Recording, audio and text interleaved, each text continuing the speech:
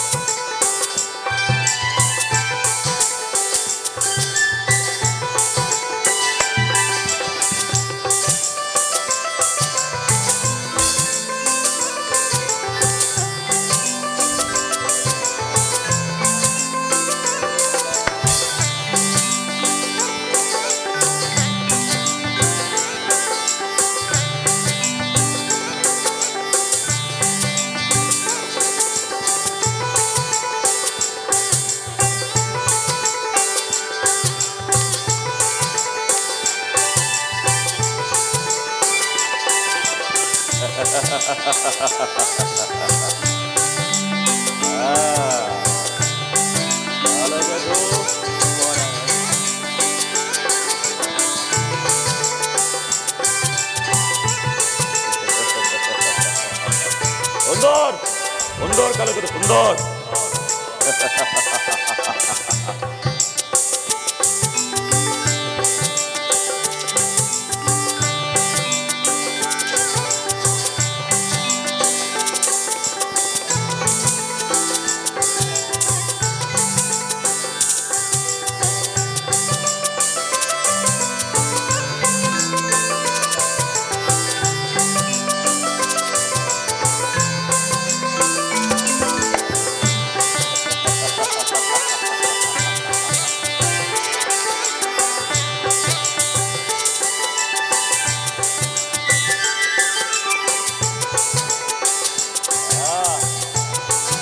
সুন্দর কালকের সুন্দর, অতি সুন্দর।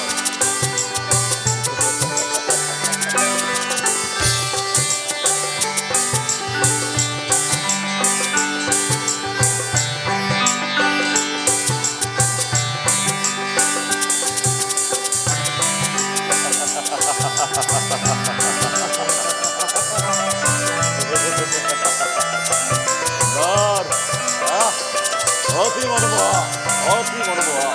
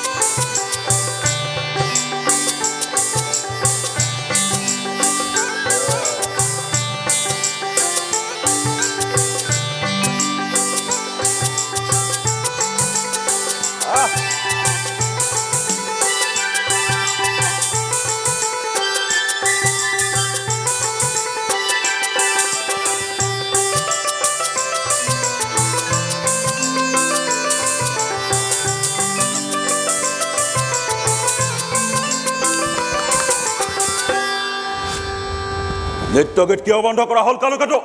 মহাৰাজ সন্তান সহ বসুদেৱ সিংহ দুৱাৰত। সন্তান সহ বসুদেৱ? হয় মহাৰাজ। যোৱা আহিবলৈ দিয়া। আহিবলৈ দিয়া আহিবলৈ।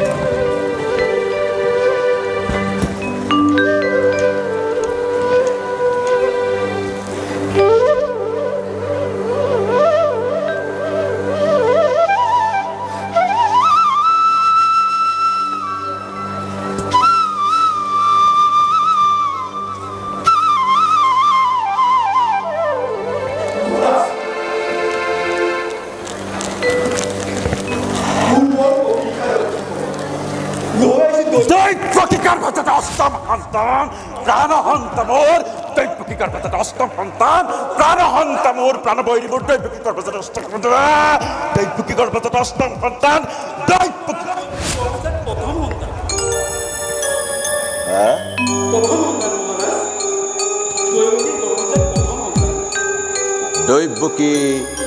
গর্ভজাত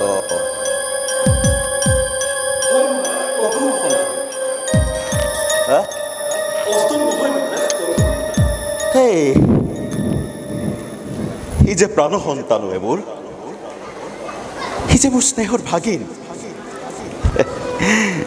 লৈ যোৱা বসুদেৱ লৈ যোৱা তোমাৰ প্ৰথম সন্তান লৈ যোৱা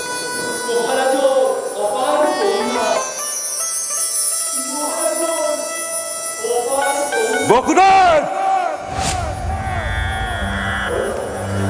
অষ্টম সন্তানৰ ক্ষেত্ৰত যাতে তোমাৰ প্ৰতিজ্ঞা মনত থাকে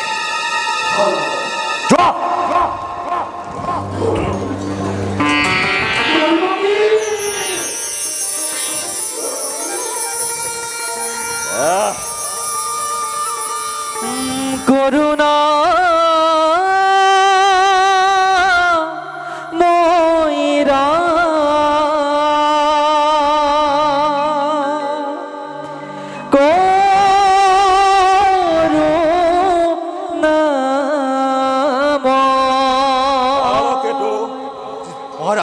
কোন খেয়ানা পথ্য কৰুণা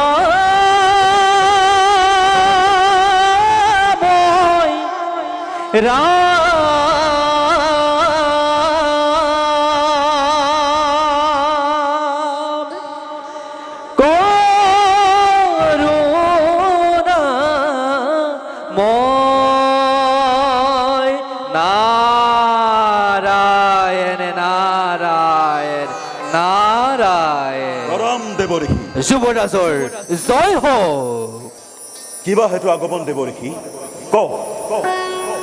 নাৰায়ণ নাৰায়ণ কম বুলি আহিছো তোমাৰ সমীপে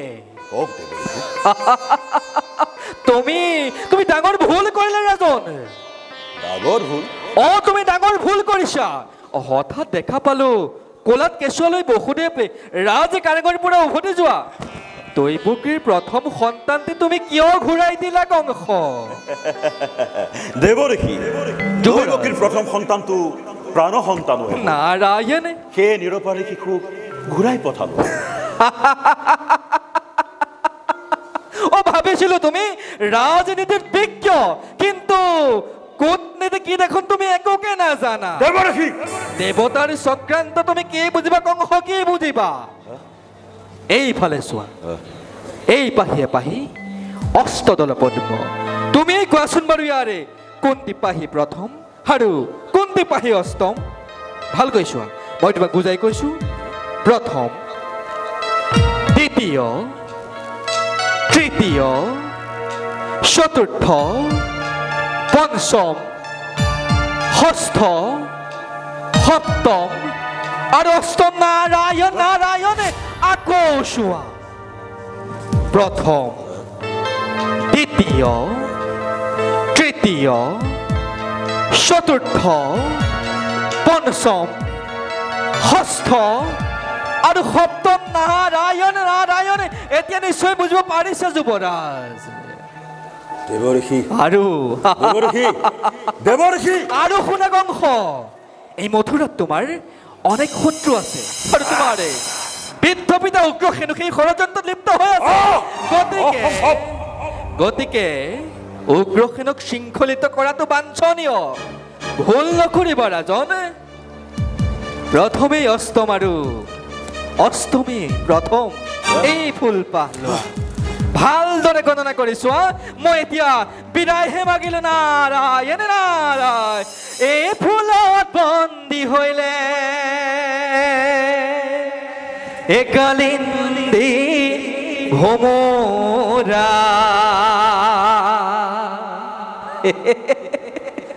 এ জালত বন্দী হৈলে কাছ। এ তুমি বন্দী হইলা এ দৰ্পয় হংকাৰে। এ মাতিছা নিজৰে নাশ।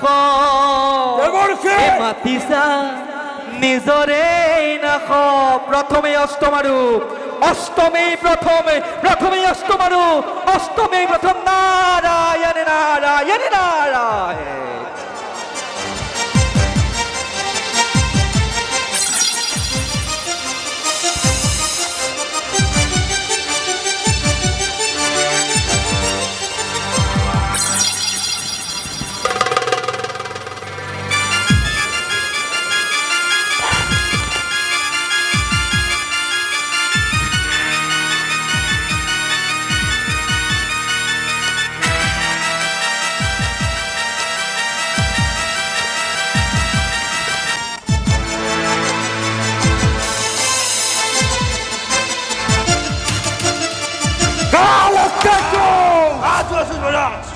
তুৰন্তে সাজু কৰা বোলো সৈন্য বাহিনী ভাগি ছিগি নাৰায়ণ দৌল দেৱালয় প্ৰতিষ্ঠা কৰা তাত কংসৰ মন্দিৰ আৰু ঘূৰাবা। যে কৰে উচ্চাৰণ নাম দেৱ নাৰায়ণ তাক হত্যা কৰা হ'ব। কোনো দয়া নাই, ক্ষমা নাই। যোৱা আৰু ঘূৰা। বৃদ্ধ পিতা উগ্ৰসেনক বন্দী কৰা। বসুদেৱ দৈৱকীক কোকাশলত নিক্ষেপ কৰা সশস্ত্ৰ প্ৰহৰীৰে সৈতে। যোৱা আৰু ঘূৰা। সমস্ত জগতত জনাই দিয়া যে কংসই একমাত্ৰ জাগ্ৰত দেৱতা।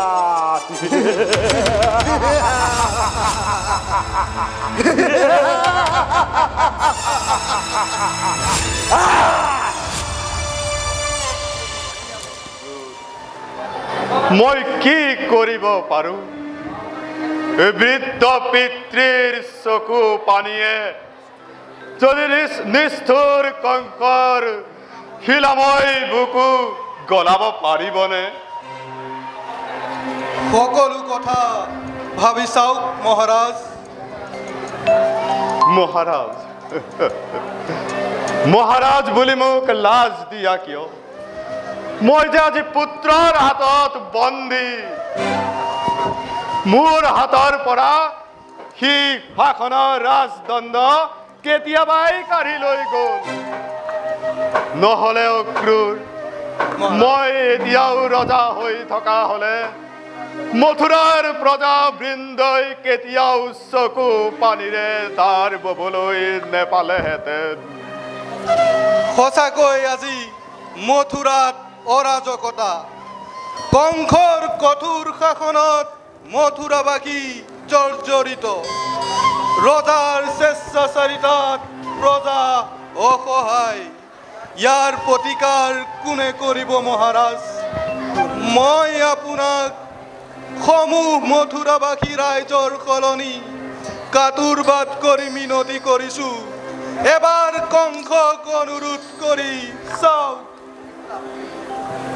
একো লাভ নাই, একো লাভ নাই। যদি আজি পিতৃৰ কথা পুত্ৰই শুনিলেহেঁতেন, যদি আজি প্ৰজাৰ নিবেদনত ৰজাই কাণ দিলেহেঁতেন, তেন্তে জানো উগ্ৰসেন এইদৰে বন্দীশালাত উপচিব লাগে নহলে জানো বসুদেৱ দৈৱকীৰ 6টা অজান শিশুৱে অকালতে যমৰ আলহী হ'ব লাগে মহাৰাজ উগ্ৰসেনৰ আদেশ আজি এটা সামান্য প্ৰহৰীয়েও পালন নকৰে অক্ৰূৰ মহাৰাজ এটা সামান্য প্ৰহৰীয়েও পালন নকৰে মহাৰাজ কালি মই সামাজিকতে জানিব পাৰিছো ভগৱান নাৰায়ণে যদুবংশত জন্মগ্ৰহণ কৰিব আৰু লগে লগে মনত পৰিছে সেই ভীষণ দৈৱবাণী মহাৰাজ দৈৱবাণী সঁচা হওক অক্ৰূৰ মহাৰাজ মোৰ পুত্ৰ কংসৰ কুশাসনত সহস্ৰ লক্ষ পুত্ৰৰ কল্যাণ হওক ঈশ্বৰৰ ওচৰত তাকেই দিনে ৰাতিয়ে প্ৰাৰ্থনা কৰিছো দিনে ৰাতিয়ে তাকেই প্ৰাৰ্থনা কৰিছো মথুৰাবাসীৰ দুৰ্ভাগ্য আপোনাৰ নিচিনা পিতৃবৎসল মৰমীয়াল নিপতিৰ শাসনৰ পৰা বঞ্চিত ঈশ্বৰে আপোনাক দীৰ্ঘজীৱী কৰক মহাৰাজ ভগৱানে আপোনাক দীৰ্ঘায়ু কৰক পুনৰ আপোনাৰ তলত মথুৰাবাসীয়ে থাকিবলৈ পালে ৰাম ৰাজ্যলৈ হেঁপাহ নকৰে মহাৰাজ নকৰে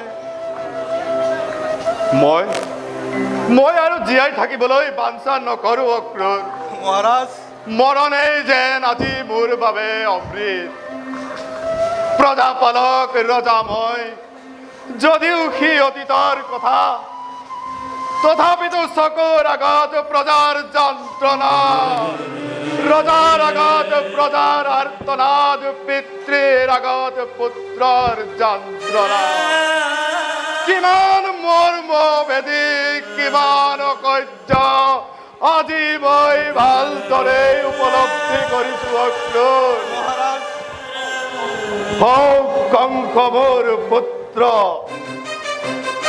তথাপিতো বয়সৰ উৎপীড়ন নোহোৱা হলে এবাৰ তাৰ বিৰুদ্ধে বিদ্ৰোহী হৈ থিয় দিলোহেঁতেন সিংহৰ দৰে গৰজি উঠিলোহেঁতেন আৰু বুকুত তীক্ষ্ণ অখি বহুৱাই দিলোহেঁতেন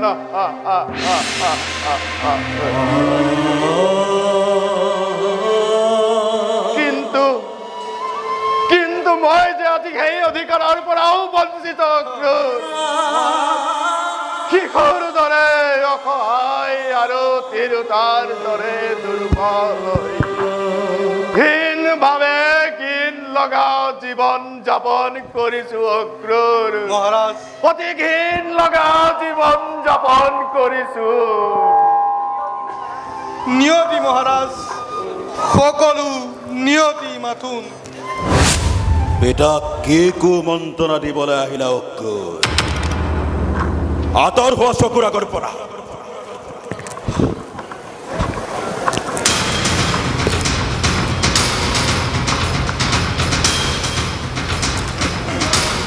তোমালোকে যিমানেই নিজ ষড়যন্ত্ৰ কৰিছা সিমানেই এই কংসৰ কপালত সৌভাগ্যৰ পদুম ফুল ফুলিব ধৰিছে তোমালোকৰ দৰে আজি কণ্ঠৰ ৰাজ অন্তঃপুৰত জয় লক্ষ্মী বন্দিনী কংসৰ ভয়ত স্বয়ং বিধাতায়ো হিচাপ কৰি কৰি ভাবি বিধি লিখিবলগীয়া হৈছে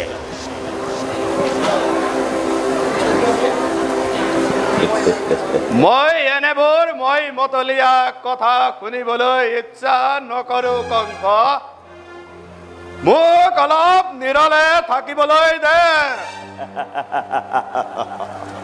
তোমাৰ ইচ্ছামতে নহব পিতা মোৰ ইচ্ছামতে হ'ব তুমি শুনিবলৈ ইচ্ছা নকৰিলেও মই শুনাবই লাগিব বসুদেৱ দৈৱকীৰ 6টা শিশুক পতাত আচাৰী হত্যা কৰিলোঁ আৰু ঠিক সেইদৰে অষ্টম পুত্ৰকো যিদিনাখন মই এই পৃথিৱীৰ পৰা বিদায় দিব পাৰিম সিদিনাহে মোৰ আনন্দৰ পূৰ্ণাহুতি দিব সেই সময়লৈ বেছি পৰ নাই দৈৱকীৰ প্ৰসৱৰ ক্ষণ সমাগত বসুদেৱ দৈৱকীৰ দুখ কি দুখত তেওঁলোক বন্দী কেৱল বন্দীয়ে নহয় প্ৰহৰীৰ তীক্ষ্ণ নজৰত তেওঁলোক শৃংখলাবদ্ধ চিন্তা নকৰিব পিতা কংসৰ প্ৰাণবৈৰীক আদৰিবলৈ সকলো আদৰ অভ্যৰ্থনাৰ যোগাৰ কৰা হৈছে কংসৰ প্ৰাণবৈৰীক আদৰিবৰ কাৰণে শত সহস্ৰ প্ৰহৰীৰ লগতে স্বয়ং এই মথুৰাৰাজ কংসয়ো বিনিদ্ধ ৰজনী পালন কৰিছে যাওঁ পিতা তোমাকে শুভ সংবাদটো দিবলৈ আহিল শুন কংস তই মোৰ এটা কথা শুন তই মোৰ এটা অনুৰোধ ৰক্ষা কৰ তই মোক এটা ভিক্ষা দে কংস এটা ভিক্ষা দে কি ভিক্ষা ভিক্ষা কোৱা শুন কংস তই এই মোৰ মুখলৈ চাই এই অবোধ বালকবোৰক হত্যা নকৰিবি কংস মই তোৰ পিতা হৈ তোৰ ভৰিত ধৰিছো কংস তই এই হত্যা লীলা বন্ধ কৰ কংস এই হত্যা লীলা বন্ধ কৰ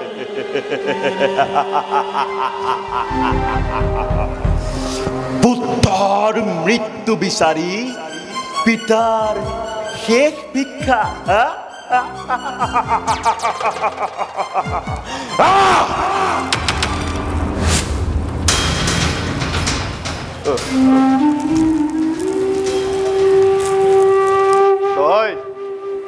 তই গুচি গলি কংস তই গুচি গলি উত্তম কৰিলি হে ভগৱান তোমাৰ ওচৰত মোৰ এটাই কাতৰ প্ৰাৰ্থনা তুমি মুক্তি দিয়া প্ৰভু মোৰ পুত্ৰৰ মুক্তি কংসৰ মুক্তি